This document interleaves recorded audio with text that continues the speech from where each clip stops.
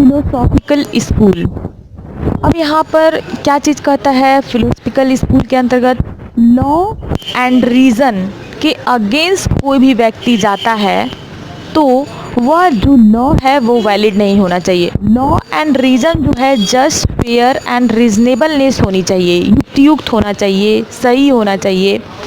Natural law, प्राकृतिक law, अगर कोई सॉवरेन कोई ऐसा लॉ बनाता है जो नेचुरल लॉ के अंतर्गत रीज़न के अगेंस्ट जाता है, जैसे कि नेचुरल लॉ हो गया या फिर जो कारण हो गए या विधि हो गया, उसके अगेंस्ट जाता है तो वो लॉ वैलिड नहीं होगा। ये आर्टिकल 30 के अंतर्गत भी कहा गया है।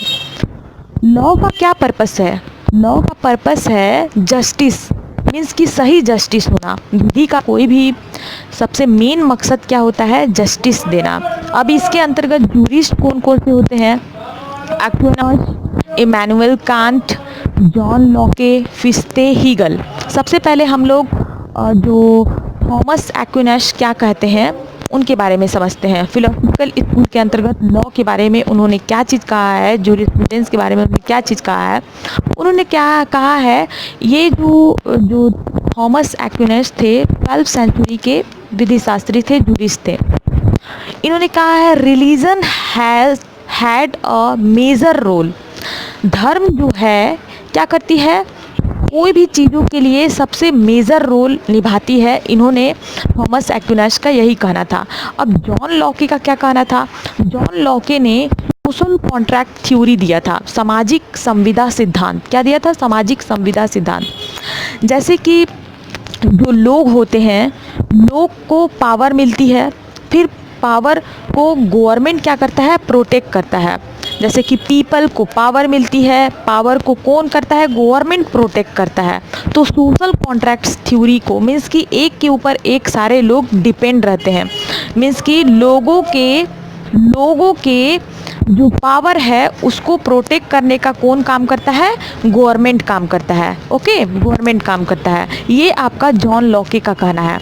अब यहाँ पर इमैनुअल कांट का क्या कहना है? Immanuel Kant we the people, means कि हमारा जो संविधान है, हमारा जो कॉन्स्टिट्यूशन है, उसके अंतर्गत हम भारत के लोग लिखा हुआ है, वी द पीपल लिखा हुआ है।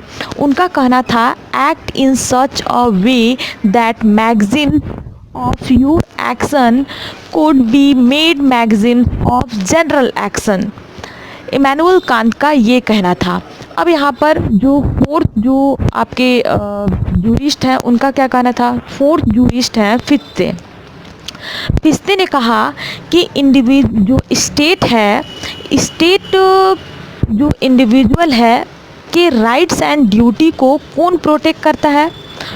जो हमारी जो गवर्नमेंट है वो प्रोटेक्ट करती है। फ्रीडम क्या चीज़ होगा? म्यूचुअल टर्म होगा। यही चीज़ हमारे फिस्ते ने कहा है। अब हीगल ने क्या चीज़ कहा है फिलोसॉफिकल स्कूल के अंतर्गत?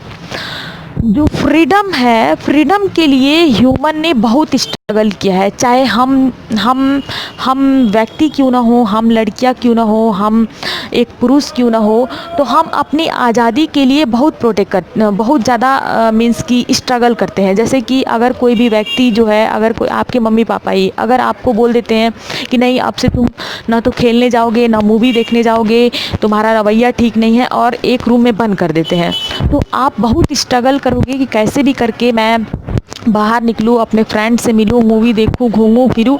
तो इसीलिए अपने फ्रीडम के लिए ह्यूमन जो है बहुत स्ट्रगल करता है।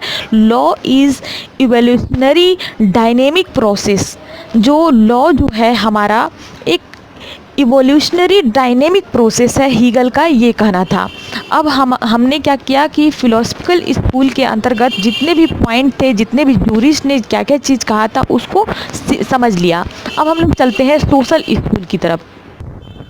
सोशल स्कूल क्या है? सोशल स्कूल के अंतर्गत लॉ क्या है? इम्पैक्ट ऑन सोसाइटी, सोसाइटी पर क्या प्रभाव छोड़ता है या क्या इम्पैक्ट होती है, वो चीज़ बताया गया है सोशल स्कूल के अंतर्गत। ये 19th सेंचुरी में स्टार्ट हुई थी। अब इसके क्या कौन कौन से जूरिस्ट है? जो अगस्त काम्टे हैं, ड्यूगिट हैं, इहरिंग है, एंड रश्क्यू पाउंड है, Benjamin Matthew कॉडोजो, हिलरिक, Harman can't, Ruiz. अब ये जो थ्योरी ऑफ लेजिस्फेयर और हस्तक्षेप के सिद्धांत को किसने दिया था?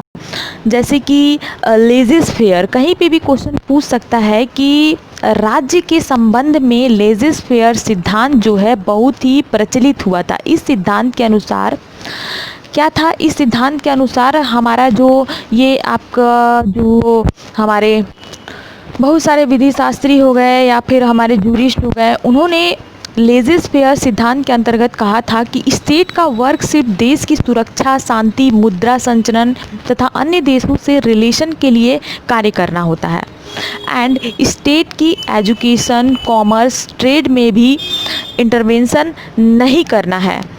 मीन्स कि स्टेट जो है, स्टेट के वेलफेयर के बारे में सोचा गया। जैसे कि हमारा स्टेट जो है सिर्फ देश की सुरक्षा, शांति के लिए सिर्फ काम नहीं करना है, हमारे एजुकेशन सिस्टम को भी महत्वपूर्ण बनाना है। जैसे कि अभी नरेंद्र मोदी के द्वारा बहुत सारे एजुकेशन सिस्टम में बहुत ही बदलाव किया गया है। देश की शांति और सुरक्षा से ये हट कर कार्य किया गया है। कॉमर्स सिस्टम है, ट्रेड सिस्टम है, तो इसमें भी हम लोगों को क्या करना है कि इंटरवेंशन नहीं करते हुए स्टेट के वेलफेयर के बारे में सोचना है। जैसे कि फॉर एग्जांपल भूमि सुधार हो गया, श्रम सुधार हो गया, भ्रष्टाचार निवारण हो गए, समान वेतन अधिनियम हो गया, जैसे उपभोक्ता अधिनियम हो गया। ये सब क्या है कि ये लेजिस्फेयर के अंतर्गत आता है। और जो हमारे समाजशास्त्री हैं, जो हमारे सोशल जूरिस्ट हैं, उनके द्वारा बहुत सारे ऐसे कार्य किए गए हैं। मीन्स कि सुधार के बारे में बात किया गया है।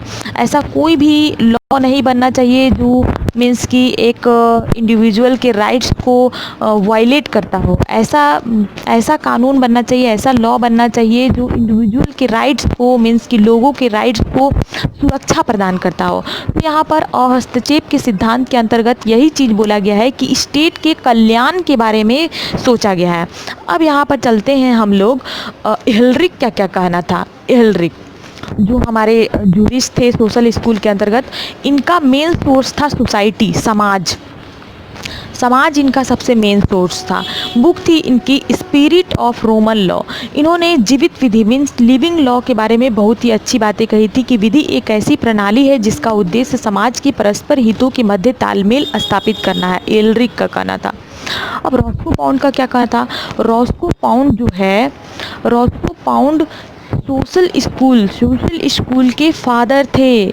ये आप नोट आउट कर लीजिएगा कि सोशल स्कूल के फादर कौन थे। तो आपको हमेशा, या सोशियोलॉजिकल स्कूल के फादर कौन थे? तो रॉस्को पाउंड थे। ये हमारे सुप्रीम कोर्ट के जज, नेब्रास्का विश्वविद्यालय यूनिवर्सिटी हैं, उनके लॉ में स्टडी थे। हार्वर्ड यूनिवर्सिटी के अंतर्गत जूरिस्प्रूडेंस के प्रोफेसर भी रहे थे। ओके, अब यहाँ पर इन्होंने क्या दिया था? Doctrine of social engineering of Roscoe pound, सामाजिक अभियंत्रण का सिद्धांत। इन्होंने क्या चीज़ कहा था कि law is the body of knowledge and experience with the aid of which large part of social engineering is carried on. Means की विधि जो है नॉलेज एंड एक्सपीरियंस के साथ साथ जो सोशल इंजीनियरिंग को भी सबसे ज़्यादा महत्व देता है। मीन्स कि उनका कहना था कि विधि एक सामाजिक कार्य है। विधि जो है, लॉ जो है, मानव समाज एवं मानव समाज के जो मानव के व्यक्तित्व हैं, समाज के व्यक्तित्व हैं, उनके जो बाह्य संबंधों को संदर्भित करता है। Law is expression of human society concerning the external relation of its individual members। समाजशास्त्रियों के अनुसार विधि को अपना ध्यान जो है व्यक्तिगत हितों पर केंद्रित नहीं करके सामाजिक उद्देश्य तथा लॉ के हितों के अंतर्गत जो बनी रहती है, जो हमारे इंजीनियरिंग है या फिर नॉलेज है, एक्सपीरियंस के ऊपर भी फोकस करना चाहिए। रॉस्को पाउंड का ये कहना था। इन्होंने सोशल फिनोमिना माना है, सामाजिक घटना माना है लॉ को। जैसे कि मीन्स कि maximum happiness and minimum friction, means कि कम से कम तनाव हो और ज़्यादा से ज़्यादा लोग खुश रहे, ऐसा उनका रॉस्को पाउंड का कहना था। बहुत ही अच्छा कहना था कि कम से कम लोग दुखी हो के, कम से कम लोगों को तनाव हो और लोग ज़्यादा से ज़्यादा लोग खुश रहें। ओके, अगस्ट काम्टे जो है थर्ड काम्टे अगर कहा जाए, जो थर्ड सोशियोलॉजिकल स्कूल के अंतर्गत आते हैं। Founder of sociological school, father of sociological school कौन थे? रॉस्को पाउंड थे। And founder of sociological school कौन है? काम्टे थे। ऑर्गेनिक थ्योरी के बारे में इन्होंने कहा है, society is an organism and it could progress when it is guided by जो साइंटिफिक प्रिंसिपल्स, मीन्स कि वैज्ञानिक तरीके से अगर सोसाइटी को गाइड किया जाए तो ये बहुत ही बढ़ सकती है। बहुत ही अच्छी बात कही है अगस्त काम्टे ने कि अगर सोसाइटी को, समाज को अगर साइंटिफिक तरीके से देखा जाए, वैज्ञानिक तरीके से अगर हम देखा जाए तो बहुत ही, जैसे कि अगर कोई भी पौधा है, अगर उसमें कोई भी खाद डाल दिया जाए तो बहुत ही जल्दी से ग्रोथ करने लगती है। उसी प्रकार अगर सोसाइटी है, उसको अगर साइंटिफिक तरीके से देखा जाए तो वो भी बहुत जल्दी ग्रोथ करने लगेगी। अगस्त काम्टे का यही कहना था। अब ड्यूगिट का क्या कहना था? Law in the modern state, आधुनिक राज्य में विधि, सोशल सॉलिडेरिटी, सामाजिक समेकता के बारे में उन्होंने क्या कहा है? ड्यूगिट का कहना था कि ड्यूगिट ने जो डॉक्ट्रिन ऑफ इंटरडिपेंडेंस, जो निर्भरता का सिद्धांत है, ड्यूगिट ने कहा था। इसके बारे में उन्होंने बहुत ही अच्छी बातें कही थी कि आज का समाज में कोई भी व्यक्ति जो है दूसरे व्यक्ति की सेवा तथा सहयोग के बिना जीवित नहीं रह सकता। परस्पर निर्भरता जो है दिन प्रतिदिन बढ़ती जा रही है। मीन्स कि हमारे यहाँ पे माता पिता हैं और उनके बच्चे हैं, ओके, फिर उनके बच्चे होते हैं, तो हम जो है अपने पिता पे निर्भर करते हैं, हमारे जो बच्चे हैं वो अपने माता पिता पर निर्भर करते हैं। जैसे कि हमें कोई भी चीज़ सामान खरीदना है तो जब तक हम गल्ले की दुकान में नहीं जाएंगे तब तक हमें सामान नहीं मिलेगा। हमें कॉस्मेटिक चाहिए तो हमें कॉस्मेटिक की दुकान में जाना पड़ेगा। हमें अगर सब्जी चाहिए तो मुझे सब्जी की दुकान में जाना पड़ेगा। तो हर व्यक्ति जो है, समाज का हर सदस्य जो है दूसरे व्यक्ति की सेवा तथा सहयोग के बिना जीवित नहीं रह सकता है। मीन्स कि सोशल सॉलिडेरिटी के बारे में कहा है, सामाजिक समेकता के बारे में ड्यूगिट ने कहा है। बहुत ही अच्छी बातें कही है। अब यहाँ पर चलते हैं, जो पांचवें जो जूरिस्ट है Ihering, father of modern sociological jurisprudence, means कि जो मॉडर्न जो सोशियोलॉजिकल जूरिस्प्रूडेंस है उनके फादर हैं। जैसे कि इंडिविजुअल इंटरेस्ट, मीन्स व्यक्तिगत जो इंटरेस्ट है, एंड सामाजिक इंटरेस्ट और सोशल इंटरेस्ट को प्रोटेक्ट करता है। मीन्स कि जैसे कि कोई भी व्यक्ति जो है, एक व्यक्ति है एंड समाज में बहुत सारे व्यक्ति हैं, तो सोशल इंटरेस्ट को प्रोटेक्ट करता है। यही चीज़ हमारे इहरिंग का कहना है। रियलिस्ट स्कूल 1890 ईस्वी में, 1890 ईस्वी में अमेरिका एंड यूरोप में डेवलप हुआ था। डॉक्ट्रिन ऑफ प्रेसिडेंट, मीन्स कि सुप्रीम कोर्ट के डिसीजन को लोअर कोर्ट को फॉलो करना पड़ेगा। जजमेंट गिवन बाय द जजेस, मीन्स कि जजेज के द्वारा किसी भी तरह का जजमेंट दिया जाता है तो वो एक प्रकार का लॉ बन जाता है। जैसे कि बड़े बड़े वकील हो गए, बड़े बड़े जज हो गए, उनके माइंड को क्या क्या चीज़ सेट करता है उसको डिफाइन करता है। जैसे कि अभी अगर हम कोई भी चीज़ केस लड़ने जाएंगे तो हम पुराने डिसीजन को फॉलो करते हुए उस केस को हम जजमेंट देंगे, उस केस को हम क्या करेंगे? जजमेंट देंगे। तो इसी प्रकार यहाँ पर आर्टिकल 141 यही डिफाइन करता है कि डॉक्ट्रिन ऑफ प्रेसिडेंट के अंतर्गत जो सुप्रीम कोर्ट का डिसीजन है वो लोअर कोर्ट को फॉलो करना पड़ेगा। यही चीज़ कहता है डॉक्ट्रिन ऑफ प्रेसिडेंट के अंतर्गत, रियलिस्ट स्कूल के अंतर्गत। अब यहाँ पर इसके जूरिस्ट जो है मानने वाले हैं John Gray, Oliver Wendell, Jerome Frank and